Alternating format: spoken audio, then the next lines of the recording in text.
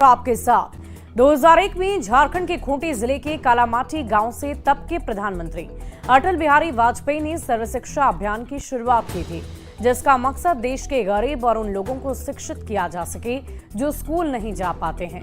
लेकिन जिस गांव से इस अभियान की शुरुआत की गई थी, उस गांव के बच्चों को इस अभियान का कितना फायदा मिला, ये देखकर आप भी दंग रह जाएंगे। देखिए कालामाटी गांव से हमारी ये स्पेशल रिपोर्ट।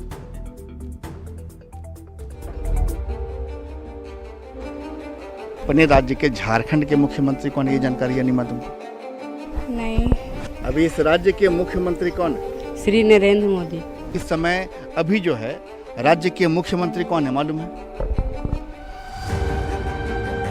प्रधानमंत्री कौन है मालूम है? देश के पहले प्रधानमंत्री। वो तो अभी बोले। तो हमारा देश आजाद कब हुआ था? ये हाल है उस गांव के बच्चों का जहां से देश के पूर्व प्रधानमंत्री अटल बिहारी वाजपेयी ने सर्व शिक्षा अभियान की शुरुआत की थी। ये उन बच्चों का ज्ञान है जिस गांव से देश भर के बच्चों को शिक्षित करने के लिए शिक्षा की अलख जलाई गई थी।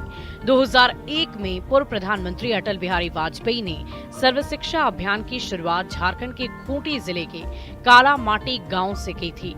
बाहर से दिखने में ये गांव जितना शिक्षित लगता है, अंदर से उसकी हकीकत बिल्कुल अलग दिखाई दी।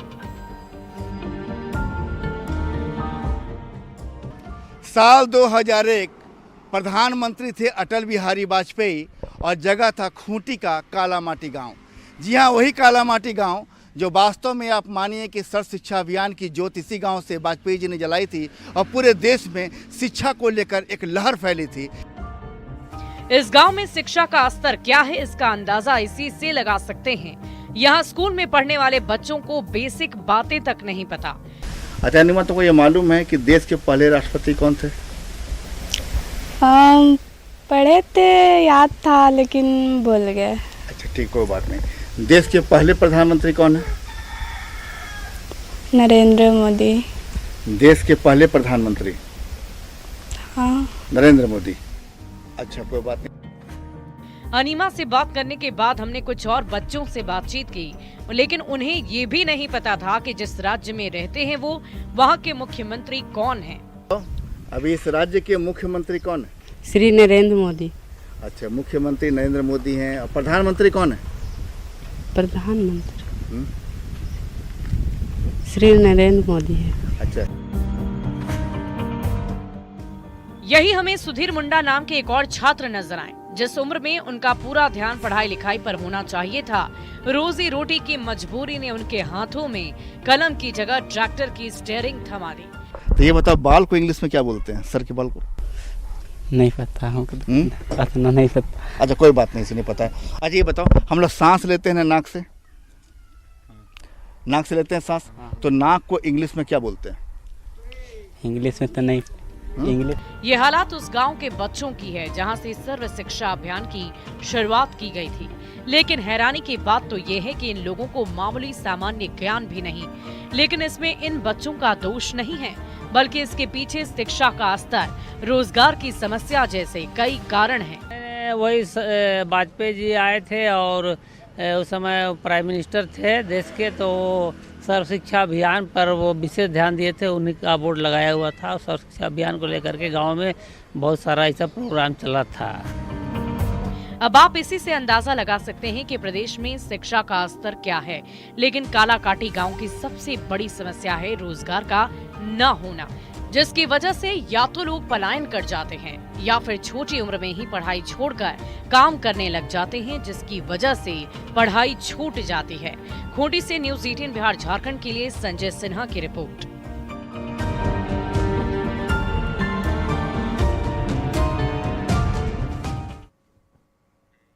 और जेडीयू राज्य कार्यकारिणी की बहुत ही महत्वपूर्ण बैठक पटना में हुई है। इस बैठक में जेडीयू के राष्ट्रीय अध्यक्ष नीतीश कुमार के साथ जेडीयू के तमाम वरिष्ठ नेता भी मौजूद रहे। आज की बैठक को कई मायने में खास बताया जा रहा है। जेडीयू की ओर से राजनीतिक प्रस्ताव पेश किए गए, जिसमें बिहार विधानसभा चुनाव नीतीश कुमार के नेतृत्व में लड़ने की बात कही गई। नीतीश कुमार को एनडीए की ओर से सीएम कैंडिडेट भी बनाया गया है। और मिशन 2025 में बिहार में फिर से सफलता पाने का दावा किया गया है। प्रस्ताव में नौकरी मतलब नीतीश कुमार का नारा दिया गया है। नीतीश कुमार ने कार्यकारिणी की बैठक में विधानसभा चुनाव से पहले 24 लाख रोजगार और 12 लाख नौकरी देने का ऐलान कर दिया। सीएम ने परिवारवाद पर भी प्रहार किया। उन्होंने बीजेपी के साथ विधानसभा चुनाव लड़ने का ऐलान करते हुए 220 से भी अधिक सीट जीतने का दावा किया है।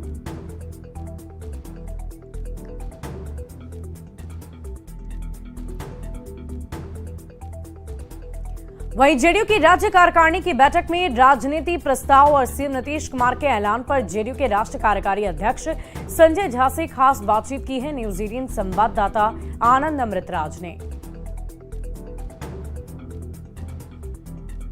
इस वक्त हमारे साथ मौजूद है जेडीयू के राष्ट्रीय कार्यकारी अध्यक्ष संजय झा। संजय जी, महत्वपूर्ण बैठक हुई और इसमें मुख्यमंत्री ने अपने भाषण से कार्यकर्ताओं को उत्साह बढ़ाने की कोशिश की। क्या कुछ रहा इस बैठक का? देखिए, हम लोग की पहली बैठक थी प्रदेश कार्य समिति की, नया जो कॉन्स्टिट्यूट हुआ है, और मुख्यमंत्री जी ने करीब 45 मिनट भाषण दे करके ये टास्क दिया कि 2025 में हम लोग पॉजिटिव वोट के लिए जाएंगे। उन्होंने गिनाया भी कि हम कहां से शुरू किए और कहां तक पहुंचे, क्या क्या काम किया है। हम लोग निगेटिव वोट पे नहीं जाएंगे, निगेटिव बात करके अपना काम पर ही लोगों को बोलेंगे ये काम हमने किया है।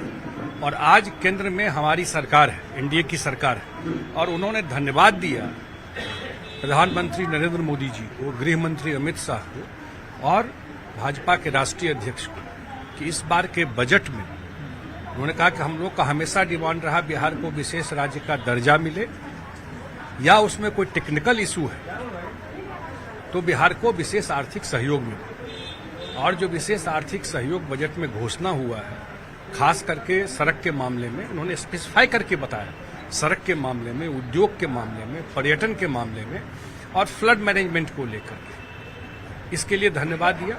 और आगे भी उन्होंने कहा कि हमको कहे हुए हैं कि और भी मदद करेंगे, तो सारा मदद अगले 5 साल में आ जाएगा। तो जो हमने काम किया है और ये मदद, तो बिहार बहुत आगे निकल जाएगा। सर, एक जो आप लोग का प्रस्ताव पारित हो उसमें भी हुआ कि 2025 में नीतीश कुमार के चेहरे पे ही चुनाव लड़ेगी एनडीए, और मुख्यमंत्री ने जब भाषण दिया तो उन्होंने एक टारगेट भी सेट कर दिया 2025 के लिए। उन्होंने टारगेट सेट किया है कि 220 सीट एनडीए को जीतना है। इस सब के लिए टारगेट है, सिर्फ जदयू के लिए नहीं है।